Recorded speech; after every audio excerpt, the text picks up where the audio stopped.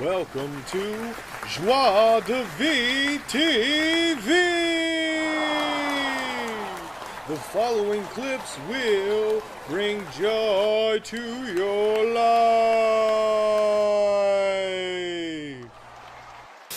One of the things that I've been most interested in lately is research on something called mindset. And mindset science says that the way that you think about something can actually transform the effect that it has on you. Some of the most fascinating findings include how you think about aging can actually impact how long you live and how well you age. People who have a more positive attitude toward aging live on average 8 years longer than people who have a more negative attitude towards aging. And they actually thrive more, and they preserve all the things that we think are good about youth and middle age. They actually do better as they get older. And some of this new research on mindset says that the way that you think about stress can actually help shape whether its effects are the toxic effects that we fear, like that stress can make us sick, or that stress can lead to burnout, or whether we experience actually much more positive effects from stress, things like learning and growth and greater engagement with life and with our relationships. If you're anxious and your heart is pounding and you're sweating, if you're able to remember that, okay, well, this anxiety is distracting or distressing, but I also know that that anxiety, that heart pounding, is my body trying to give me energy, that in some way my body and brain are trying to rise to the challenge. Literally just remembering that 5 seconds when you're experiencing anxiety can transform that anxiety into a physiological state that actually gives you more energy, that actually gives you more confidence. So one of the hormones that the body releases during stress is DHEA, which is a precursor to testosterone. It's literally strengthening. It helps the immune system, and its effect on the brain is to actually help make the brain more resilient to future stress. It increases neuroplasticity, and this is part of the normal stress response. And when you choose to view stress as an opportunity to learn and grow, your body and brain actually responds, releases more of DHEA, and actually puts you in a biological state that makes it more likely that you will learn and grow from that stressful experience. In many circumstances, the data are that optimistic people get depressed at only half the rate when setbacks occur, that optimistic people do better than expected on the sports field, in grades, and in many kinds of work, that optimistic people have yeastier immune systems, they're less likely to die of cardiovascular disease, and that descriptively optimistic people are generally liked better.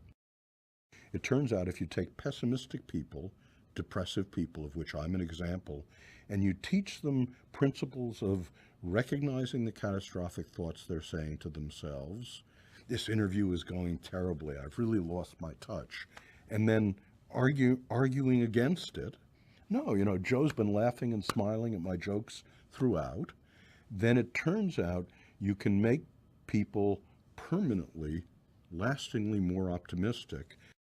Same deal. A bunch of games, 3 levels of rewards. What happens?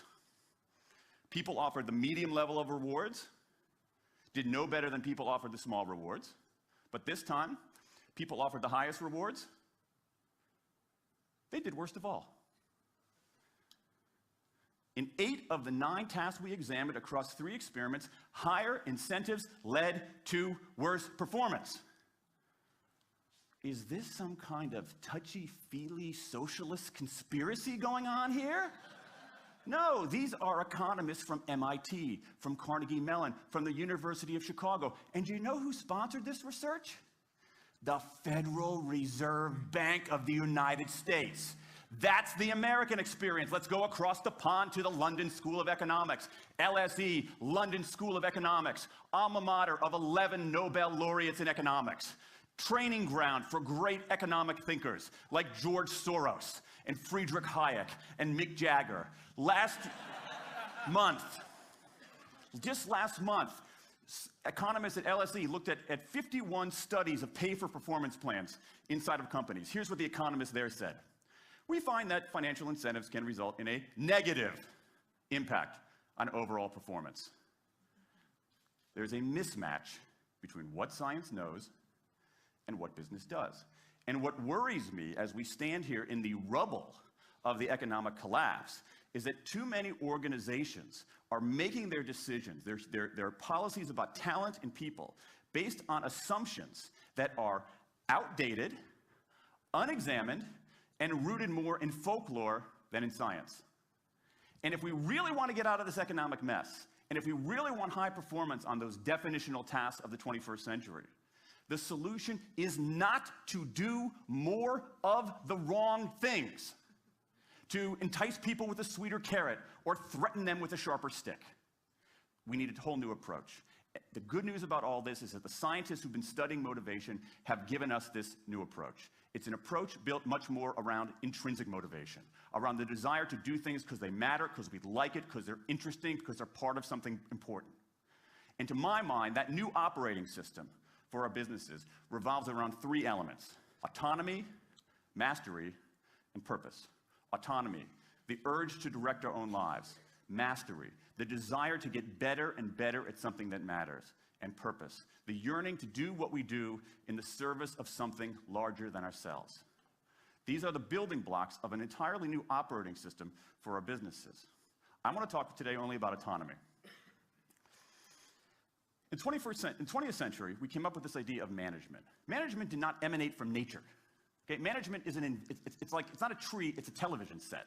Okay? Somebody invented it. And it doesn't mean it's going to work forever. Management is great. Traditional notions of management are great if you want compliance. But if you want engagement, self-direction works better. Let me give you... I have a list of about 20. The first is that contrary to the artistic myth, creative people are creative when they're happy and they're not creative when they're depressed. That's number one. The second has to do with attention, that when people are happier, their peripheral attention is better.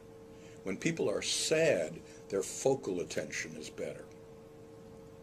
Third surprising finding, optimistic and cheerful people probably live between 8 and 9.5 years longer than pessimistic people. That's about the equivalent of smoking 3 packs of cigarettes a day. A fourth finding is that wealth doesn't do everything that you think it might, that the relationship between wealth and life satisfaction is powerfully curvilinear. That means once you're beyond the safety net, if you're thinking about giving up 5 weekends next year to make an extra $20,000, and what you care about is how happy you're going to be next year, you probably shouldn't do it. You will get more happiness out of spending 5 weekends with your family and friends than you will out of an extra $10,000. So here's the number of the proportion of women getting PhD across what we call STEM disciplines: science, technology, engineering, and maths. And you can see how it declines as you get from biology to maths, engineering, computer science, and physics. What they did was a national survey of scholars in those disciplines to find out from professors and graduate students what brings success in your discipline. Did they believe being a top scholar, let's say in maths, requires a special aptitude that just can't be taught? Or did they believe when it comes to maths, the most important factors for success are motivation and sustained effort? Raw ability is secondary. The more a discipline believed in a fixed mindset, that it was sheer brain power that could not be taught, the fewer women and minorities were in that discipline. Conversely, the more they held a growth mindset, the more there were women and minorities in the discipline. Apparently, women do not see this culture of genius as hospitable or amenable to them. So in summary, growth mindset and growth mindset environments allow students to embrace learning and growth instead of worrying all the time, will they look clever or not? It allows them to understand that effort creates talent, rather than believing if you have talent, you shouldn't need effort. And it allows them to stay resilient in the face of setbacks instead of running from errors. And best of all, it can be taught. All my life I've been told that the way we have to get ahead is to compete. Get into the right school, get into the right job, get to the top. And I've really never found it very inspiring. I've started and run businesses because invention is a joy, and because working alongside brilliant creative people is its own reward. And I've never really felt very motivated by pecking orders or by super chickens or by superstars. But for the past 50 years, we've run most organizations and some societies along the super chicken model. We've thought that success is achieved by picking the superstars, the brightest men or occasionally women in the room, and giving them all the resources and all the power. And the result has been just the same as in William Muir's experiment: aggression, dysfunction, and waste. If the only way the most productive can be successful is by suppressing the productivity of the rest, then we badly need to find a better way to work and a richer way to live.